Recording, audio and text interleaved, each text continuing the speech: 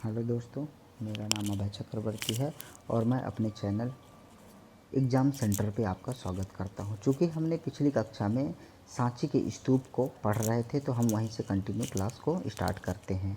सांची के महास्तूप की बात करें तो सांची के महास्तूपों में चूँकि हम इसका निर्माण जो है किस सदी से तीसरी ईसवी सदी में जो है इसका निर्माण हुआ है।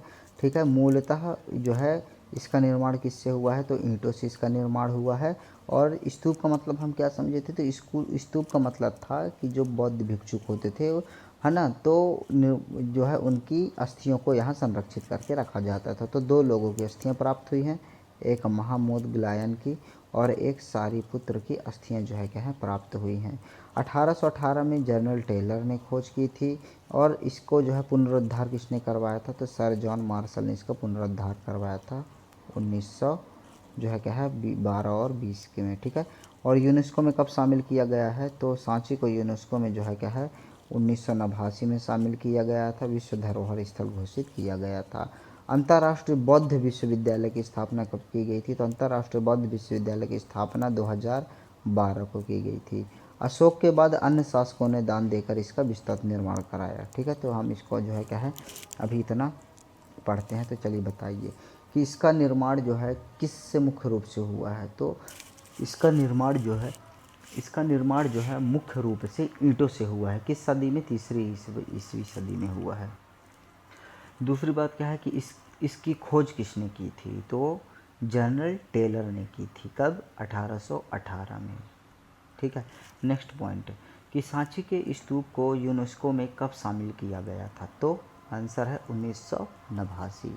दूसरी बात, सांची के स्तूप जो है तो इसमें मुख्य रूप से किन की अस्थियाँ रखी हुई हैं तो मुख्य रूप से जो है क्या है इसमें अस्थियाँ जो है महामोदग्लायन और सारिपुत्र की इसमें अस्थियाँ रखी हुई हैं। चैत्य का मतलब क्या है, स्तूप का मतलब क्या है तो स्तूप का मतलब ही है कि जो है क्या है यहाँ पे जो बौद्ध भिक्षुक होते हैं तो मृत्यु के पश्चात उनकी हड्डियों को संरक्षित रखा जाता था, जिसको हम स्तूप के नाम से जानते हैं। ठीक है, दूसरी बात क्या है कि जो है क्या है बौद्ध विश्वविद्यालय की स्थापना कब की गई थी तो 2012 में अंतर्राष्ट्रीय बौद्ध विश्वविद्यालय की स्थापना की गई थी। एक और क्वेश्चन बनता है कि सांची के स्तूप का पुनरुद्धार किसने करवाया था। पुनरुद्धार किसने करवाया था तो किसने करवाया था सर जॉन मार्शल ने। ठीक है, किसने करवाया था सर जॉन मार्शल ने सांची के स्तूपों का पुनरुद्धार करवाया था। ठीक है, इसके बाद जो है क्या है अशोक के बाद अन्य शासकों ने दान देकर इसका विस्तृत निर्माण करवाया है, जैसे पुष्यमित्र शुंग और जो है क्या है गौतमीपुत्र सातकर्णी ने। पुष्यमित्र शुंग ने क्या क्या करवाया है तो पुष्यमित्र शुंग की यदि हम बात करें तो पुष्यमित्र शुंग ने क्या क्या करवाया है तो पहला पॉइंट है कि इसने तोरण द्वार का निर्माण करवाया है। जो सांची है, सांची में जो तोरण द्वार है, ठीक है, तो उसका क्या है निर्माण करवाया है। चारों तरफ रेलिंग किसने लगवाई है तो चारों तरफ जो रेलिंग है, ठीक है, सांची महास्तूप की जो काष्ठ की रेलिंग, ठीक है, काष्ठ की रेलिंग और वेदिका के स्थान पर, मतलब काष्ठ मतलब क्या होती है, काष्ठ की रेलिंग जो लकड़ी की बनी होती है तो उससे पाषाण की वेदिका का निर्माण करवाया है और रेलिंग का निर्माण कराया। तो क्वेश्चन आ जाएगा कि तोरण द्वार, ठीक है, और चारों तरफ रेलिंग और पाषाण की वेदिका का निर्माण किसने करवाया है सांची के स्तूप में तो जो है क्या है पुष्यमित्र शुंग ने करवाया है। ठीक है, दूसरी बात क्या है गौतमीपुत्र सातकर्णी ने क्या करवाया है तो गौतमीपुत्र सातकर्णी ने दक्षिणी तोरण द्वार का निर्माण किया। तो इम्पॉर्टेंट यही है कि देखिए यदि क्वेश्चन आ जाए कि सांची के स्तूप में तोरण द्वार का निर्माण किसने करवाया है तो आप आंसर करिएगा पुष्यमित्र शुंग ने। यदि क्वेश्चन आ जाए कि दक्षिणी तोरण द्वार का निर्माण किसने कराया, क्या दक्षिणी तोरण द्वार का निर्माण किसने कराया है तो आप आंसर गौतमीपुत्र सातकर्णी को ही लगा के आइएगा। किसको, गौतमीपुत्र सातकर्णी को। इसके बाद भरहुत का स्तूप। भरहुत के स्तूप की बात करें तो यह सतना ऊंचाहरा पे स्थित है, ठीक है, और इसकी खोज अलेक्जेंडर कनिंघम ने की थी 1873 ईस्वी में। कब की थी, अलेक्जेंडर कनिंघम ने की थी 1873 ईस्वी में की थी। ठीक है, भरहुत के स्तूप की। पुष्यमित्र शुंग के द्वारा 4 दीवारी और तोरण की मरम्मत की गई थी। तो 4 दीवारी और तोरण की मरम्मत जो है भरहुत के स्तूप में किसने करवाई थी? तो पुष्यमित्र शुंग ने करवाई थी। वर्तमान में यह पूर्णतः चूँकि नष्ट हो चुका है, भ्रष्ट हो चुका है, आप वहाँ जाएंगे तो धूल मिट्टी टूटी फूटी ईंटों के अलावा आपको कुछ नहीं मिलेगा, ठीक है, भरहुत के स्तूप में। इसके अभिलेख कलकत्ता संग्रहालय में रखे गए हैं। तो क्वेश्चन यहीं से बनेगा कि निम्नलिखित में से किस स्तूप के जो अवशेष हैं वह कलकत्ता संग्रहालय में संरक्षित रखे गए हैं? तो भरहुत स्तूप के, ठीक है। मौर्यकालीन अन्य अभिलेख की बात करते हैं तो अन्य अभिलेख की बात करते हो आहत सिक्के चांदी और तांबे से निर्मित होते थे। आहत सिक्के जो है क्या है किससे निर्मित होते थे? तो आहत सिक्के जो है क्या है तांबे और चांदी से निर्मित होते थे। उज्जैन, विदिशा, महेश्वर, त्रिपुरी, सांची, बेसनगर और एरण से जो है क्या है प्राप्त होते हैं। मौर्यकालीन नगर या राज्य की बात करें तो त्रिपुरी, एरण, महिष्मती, भागिल, विदिशा, उज्जैनी और पद्मावती, ठीक है। उज्जैनी की बात करें तो उज्जैनी जो है बौद्ध ग्रंथ में अच्युतगामिनी नाम दिया गया है। क्या? उज्जैनी को बौद्ध ग्रंथ में अच्युतगामिनी नाम दिया गया है और महाभारत काल में संदीपनी आश्रम। तो दो नाम है। महाभारत काल में उज्जैनी को जो है क्या है संदीपनी आश्रम कहा गया है और बौद्ध काल में अच्युतगामिनी जो है क्या है कहा गया है। बिहार, अब देखिए हम जो स्तूप है तो उससे संबंधित कुछ टर्म पढ़ते हैं, जैसे कि विहार क्या होता है? तो विहार जो है निवास का स्थल, बौद्ध भिक्षुओं के निवास का स्थल जो है क्या कहलाता था? तो विहार कहलाता था, निवास का स्थल। स्तूप क्या होता था? हम बता चुके हैं कि हड्डियां या अवशेष रखने का स्थान, ठीक है। मृत्यु के पश्चात बौद्ध भिक्षुओं के हड्डियां या अवशेष रखने का स्थान जो है स्तूप कहलाता था और चैत्य पूजा स्थल कहलाता था। बौद्ध का क्या है पूजा स्थल चैत्य कहलाता था। अभिलेख की बात करें तो लिखित जानकारी या शिलालेख, गुहालेख, ताम्रलेख। शिलालेख जो पत्थरों पर लिखा जाता है, गुहालेख जो गुफाओं में लिखा जाता है गुफाओं के पत्थरों पर, और ताम्रलेख जो ताम्र पत्रों पर जो है क्या है लिखा जाता है, उसे ताम्रलेख जो है क्या है कहा जाता है, राइट। इसके बाद आता है शुंग वंश। शुंग वंश की बात करें तो देखिए मौर्य वंश के बाद जब मौर्य वंश खत्म हो जाता है तो इसके बाद शुंग वंश का आरंभ होता है, ठीक है। शुंग वंश की यदि हम बात करें तो संस्थापक की बात करें तो संस्थापक कौन था शुंग वंश का? तो संस्थापक की बात करें तो शुंग वंश का संस्थापक पुष्यमित्र शुंग था, जो कि यह ब्राह्मण था। ब्राह्मण वंश का संस्थापक भी इसे कहा जाता है, ठीक है। चूँकि देखिए पुष्यमित्र शुंग जो है यह जो है क्या है बौद्ध विरोधी था, ठीक है। देखिए जन्म से ब्राह्मण था और बौद्ध विरोधी था। बौद्धों का सर कटवाया, स्तूपों को नष्ट किया, चकनाचूर कर दिया, लेकिन फिर भी इसको पता नहीं क्या ज्ञान बैठा, आगे जाके बौद्धों का भी बौद्ध स्तूपों का क्या किया विकास किया, ठीक है। यही क्वेश्चन बनता है कि बौद्ध स्तूपों का विकास किसके काल में हुआ था? तो शुंग काल में हुआ था, ठीक है। मौर्यों के बाद शुंग का शासन आरंभ होता है मगध की गद्दी पर।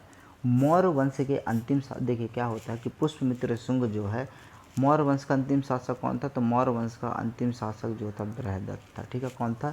मौर्य वंश का अंतिम शासक बृहदत्त था और इसी की हत्या करके पुष्यमित्र शुंग जो है क्या करता है? हत्या कर देता है। पुष्यमित्र शुंग शुंग वंश की जो है क्या है स्थापना कर देता है, ठीक है।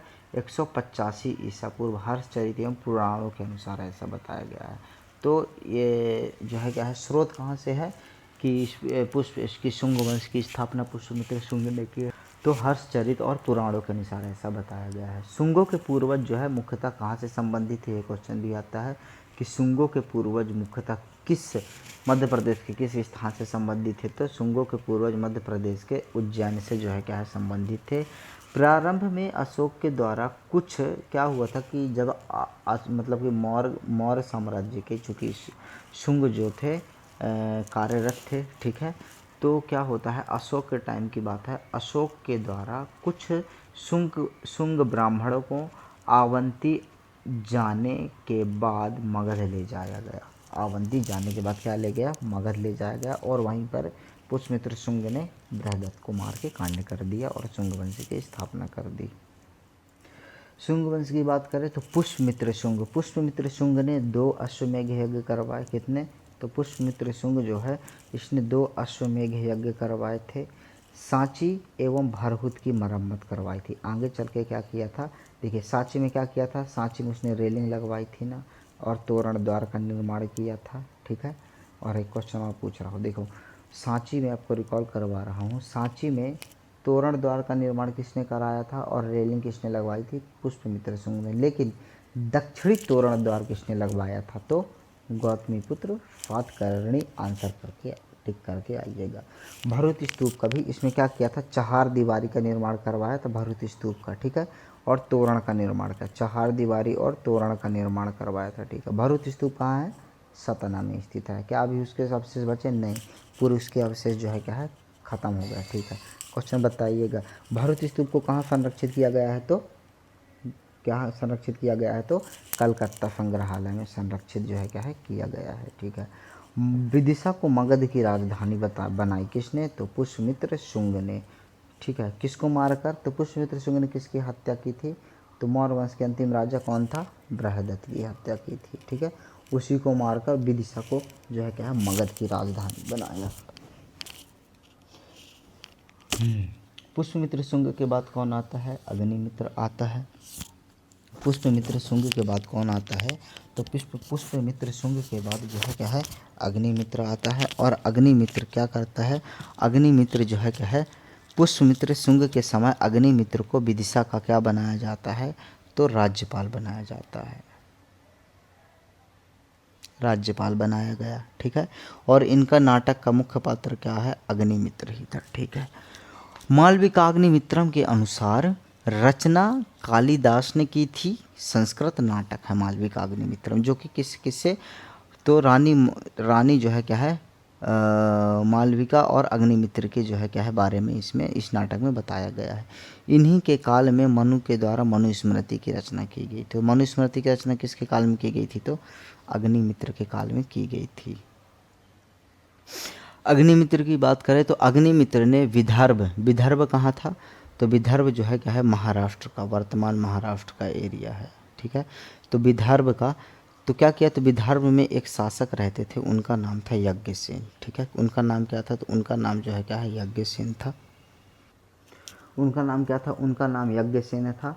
तो यज्ञसेन को क्या कर दिया? यज्ञसेन को जो है क्या है, पराजित कर दिया तथा अपने मित्र माधव सेन को, किसको? अपने मित्र माधव सेन को इस क्षेत्र का क्या कर दिया? अधिकार सौंप दिया, ठीक है। तो विदर्भ वाला क्षेत्र किसको दे दिया? माधव सेन को दे दिया, ठीक है। यज्ञसेन कौन था? तो यज्ञसेन जो है क्या है, बृहदत्त का साला था। इस काल में ब्राह्मण धर्म का पुनः उत्थान हुआ।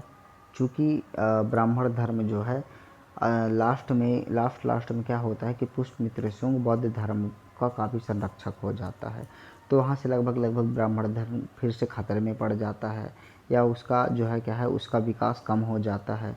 तो वहीं पे फिर अग्निमित्र जब आता है तो ब्राह्मण धर्म का पुनः उत्थान हो जाता है तथा संस्कृत भाषा का भी विकास होने लगता है। जैसे कालिदास ने इन्हीं के समय में जो है क्या है, कई सारी रचनाएं की थी, जैसे कि मालविकाग्निमित्रम पूर्णतः संस्कृत जो है क्या है, नाटक है, ठीक है।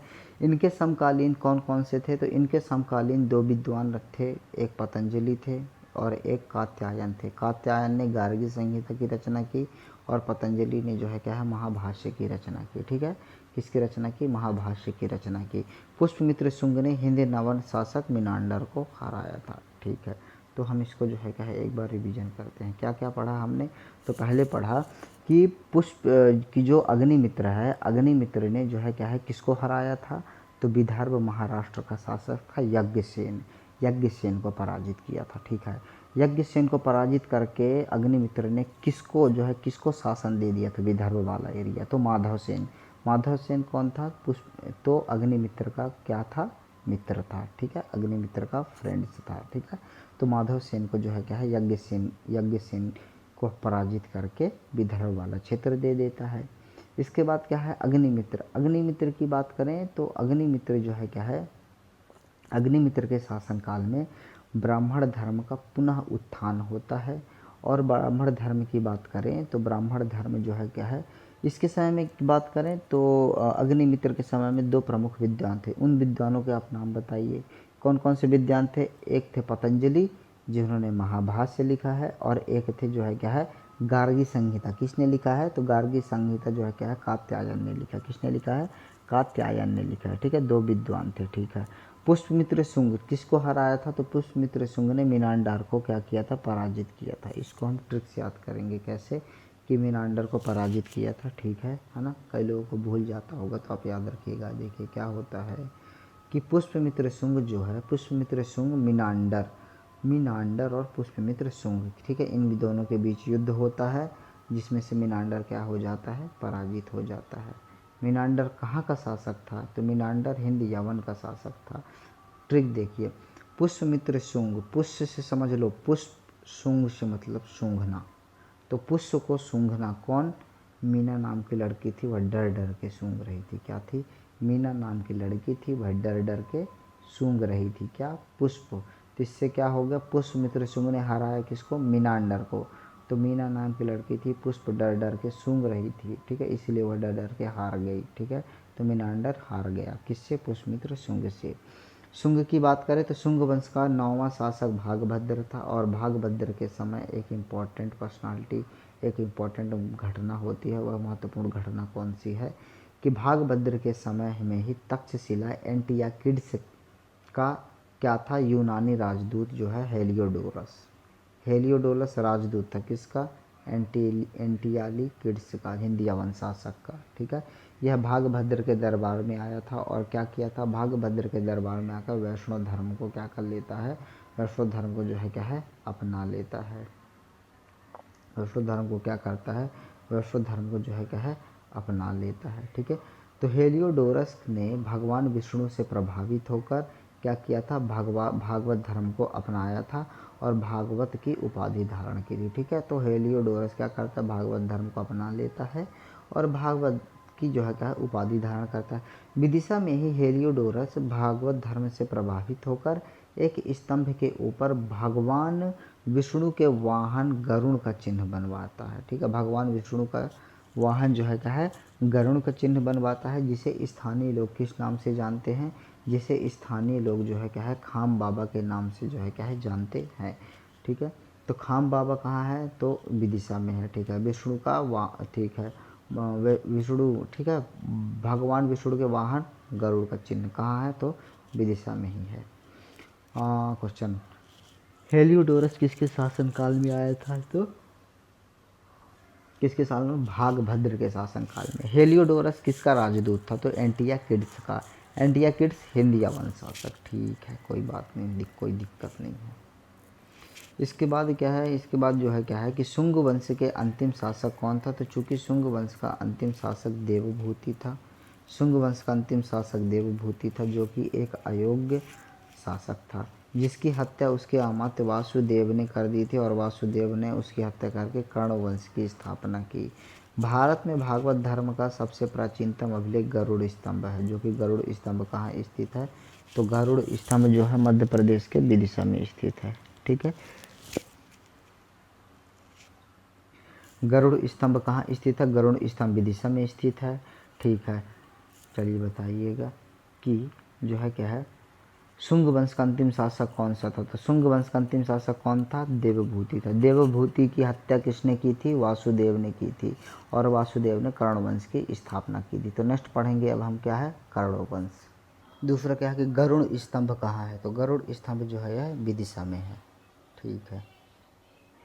इसके बाद आता है कर्ण वंश। कर्ण वंश की बात करें तो संस्थापक कौन था, तो संस्थापक की बात करें तो वासुदेव था। वासुदेव ने किसकी हत्या की थी, तो शुंग वंश का अंतिम शासक कौन था, तो वासुदेव ने किसकी हत्या की थी, तो शुंग वंश का अंतिम शासक कौन था, देवभूति था। ये लिख लो यार, तुम भूल ना जाओ कहीं, कौन था, शुंग वंश का अंतिम शासक कौन था, देवभूति था। इसी की हत्या करके, देवभूति की ही हत्या करके कौन आ गया, वासुदेव आ गया, जो कि कर्ण वंश की स्थापना की, ठीक है। इसमें कुल 4 शासक हुए थे, जिन्होंने लगभग 43 वर्ष तक शासन किया था। अंतिम शासक कौन था, तो कर्ण वंश का अंतिम शासक जो है क्या है, सुशर्मा था, ठीक है। शासक कौन से थे, वासुदेव, भूमिपुत्र, नारायण और सुशर्मा। सुशर्मा जो है क्या है, अंतिम शासक था, ठीक है। सुशर्मा जो है क्या है, कौन था, अंतिम शासक था। तो चलिए आप क्वेश्चन बताइएगा, है ना, हम लोग आपसे जो है कि रिवीजन के तौर पे पूछते हैं। तो ये बताइए कि गरुड़ स्तंभ कहाँ स्थित है, तो गरुड़ स्तंभ जो है क्या है, कहाँ स्थित है, तो गरुड़ स्तंभ जो है क्या है, कहाँ स्थित है, विदिशा में स्थित है, ठीक है। भारूद का स्तूप कहाँ स्थित है, तो भरूच का स्तूप जो है क्या है, सतना में स्थित है। ठीक है, इसके बाद बात करते हैं शुंग। ठीक है, तो शुंग वंश से चूँकि अभी पढ़े हैं तो शुंग वंश से रिलेटेड क्वेश्चन पूछते हैं, राइट।